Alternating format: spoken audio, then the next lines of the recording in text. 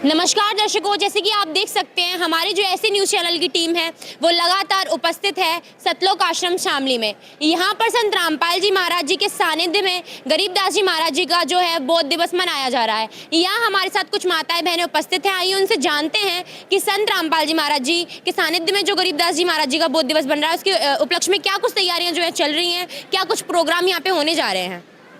नमस्कार मैम। सच्चाई मैम आपका नाम क्या और आप कहाँ से हैं? खुशी शामली। मैम आप यहाँ पे क्या कुछ तैयारियाँ चल रही हैं उसके बारे में हमारे दर्शकों को कुछ बताना चाहते हैं? जी, गरीबदास जी का बौद्ध दिवस मनाया जा रहा है और ये मतलब हमारे गुरु जी के सानिध्य में हैगा। और यहाँ पे अमृतवाणी चलेंगी, भंडारा चलेगा और दहेज मुक्त विवाह भी है और क्या कहते हैं ब्लड डोनेशन कैंप भी है। मैम और तैयारियों के बारे में आप क्या बताना चाहेंगे? जो भंडारे की तैयारियाँ हैं वो किस प्रकार से चल रही हैं? जी, बहुत अच्छे तरीके से चल रही हैं। मतलब खाने मतलब अच्छे से व्यवस्था है, मिठाई वगैरह, खाना वगैरह सब तरीके से बनाए जा रहे हैं अच्छे तरीके से। मैम यहाँ पे जो तैयारियाँ हैं उसका कोई शुल्क है या फिर वो फ्री ऑफ कॉस्ट है? जी, निःशुल्क है। मैम यहाँ पे जो संत रामपाल जी महाराज जी के सानिध्य में गरीबदास जी महाराज जी का बौद्ध दिवस हो रहा है, यहाँ पे कोई भी श्रद्धालु आके भंडारा कर सकते हैं या केवल संत रामपाल जी महाराज जी के अनुयायी आ सकते हैं? जी, हमने सबको इन्वाइट किया हुआ है, पूरे विश्व को, कोई भी आके यहाँ पे भंडारा ले सकता है। नमस्कार मैम। नमस्कार। मैम आपका नाम क्या और आप कहाँ से हो? साक्षी, मुजफ्फरनगर।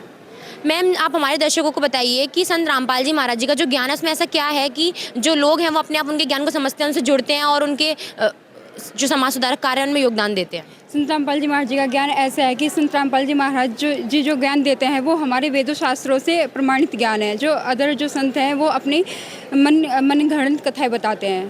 तो इसलिए सभी जो भक्त हैं वो संत रामपाल जी महाराज जी का ज्ञान इसलिए सुनते हैं कि वो हमारे वेदों से प्रमाणित ज्ञान है। मैम क्या यहाँ पे कुछ विशेष जो है सुविधाएं भी हैं? जैसे कि जो फैमिली यहाँ पे आती है भंडारा करने के लिए तो उनकी फैमिली में बुजुर्ग लोग भी होते हैं, बच्चे भी होते हैं, तो उनके लिए यहाँ पे क्या कुछ तैयारियाँ जो हैं वो की गई हैं? संत रामपाल जी महाराज जी के सानिध्य में जैसे कि यहाँ सभी प्रकार की तैयारियाँ हैं। जैसे कि भोजन भंडारे में बच्चों के लिए दूध की व्यवस्था की गई अच्छे से, और जो बुजुर्ग लोग आते हैं उनके लिए दलिया है, दाल राम है, इस तरह की मतलब व्यवस्था है, उनकी अच्छी से व्यवस्था है। और बाकी जो अदर आते हैं सबके लिए चाय पानी की अच्छी व्यवस्था की गई है।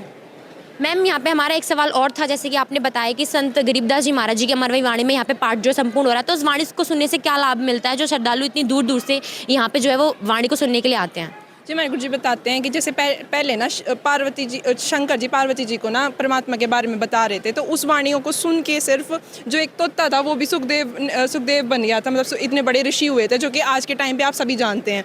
इसी तरीके से ना यहाँ पे जैसे वाणी चलती है तो यहाँ पे सोचो कितना लाभ होता होगा उन प्राणियों पे, जो छोटे छोटे जीव जंतु हो गए, पक्षी हो गए, पशु हो गए, सब पे। मतलब हम तो मनुष्य, हम पे तो लाभ ही लाभ है हमारे ऊपर तो, लेकिन उन प्राणियों पे भी बहुत ज़्यादा लाभ मिलते हैं इस वाणी से।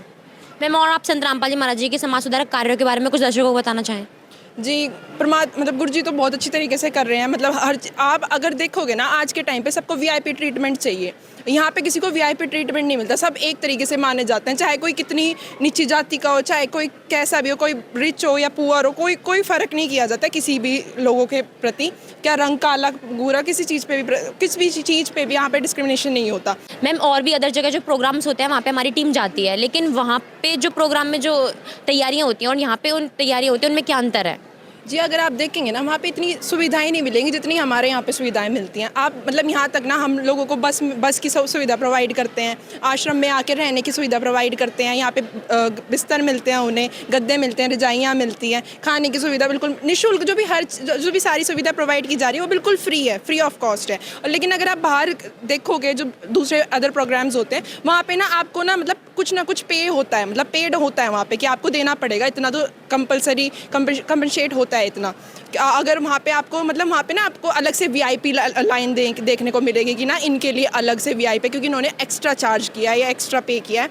और यहाँ पे अगर आप देखोगे ना तो कोई आपको पे करना पड़ता, ना कुछ यहाँ पे अलग देखना पड़ता, आपको सभी एक समान मिलेंगे, सबके लिए सिंपल सुविधा सेम सबके लिए होता है। जैसे आपने देखा होगा कि महाकुंभ में इतने बड़े बड़े प्रोग्राम किए गए, ऑर्गेनाइज भी काफ़ी बाबाओं ने किया, यहाँ तक कि सीएम ने भी काफ़ी ऑर्गेनाइज किया गया, बट वहाँ पे ना व्यवस्था ही नहीं बन पा रही थी। लोग भूखे मर रहे थे, मतलब भूखे थे, बच्चे छोटे छोटे बच्चों के माँ बाप खो जाते थे, और मतलब काफ़ी लोगों की मृत्यु भी हुई है, काफ़ी भगदड़ भी मची है, मतलब कुछ भी ऑर्गेनाइज नहीं था। अगर आप यहाँ पे आएंगे ना तो हमारे आश्रम में ना लाखों श्रद्धालु आते हैं। मतलब आप देखोगे ना यहाँ पे इतनी भीड़ होती है बहुत ज़्यादा। आके देखो यहाँ की व्यवस्था, लाखों श्रद्धालुओं के आने के बाद भी ना यहाँ पे इतनी अच्छी व्यवस्था हमारे सेवादारों द्वारा गुरु जी के आशीर्वाद से इतनी अच्छी व्यवस्था बनी होती है ना कि किसी ना तो कोई भगदड़ ना कुछ, और सबको सही तरीके से हर तरीके की सुविधा प्रोवाइड की जाती है। मैम, संत रामपाल जी महाराज जी के ज्ञान में और अन्य संतों के ज्ञान में क्या भिन्नता पाई जाती है? अन्य संतों में और संत रामपाल जी महाराज जी में हमारे ज्ञान में ये भिन्नता पाई जाती है कि जो हमारे संत रामपाल जी महाराज जी हैं वो हमारे वेदों शास्त्रों से प्रमाणित भक्ति देते हैं, ज्ञान देते हैं। इवन फिंगर्स रख रख के बताते हैं कि भाई यहाँ पे ये लिखा हुआ है, जबकि जो अन्य संत हैं वो अपनी मन गढ़ंत कहानियाँ बता रहे हैं और वो कोई भी प्रमाण नहीं देते हैं। जैसे पूछते हैं कि भाई इनमें सब क्या लिखा, वो भटका रहे हैं लोगों को।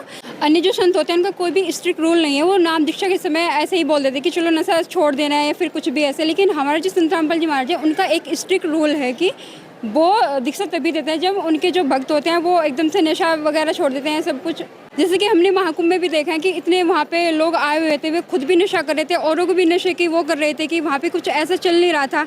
जबकि हमने संत रामपाल जी महाराज जी के सानिध्य में देखा है कि जो भक्त लोग आते हैं उनके आश्रमों में या वैसे भी, तो कोई भी लोग नशा नहीं करते हैं बिल्कुल भी।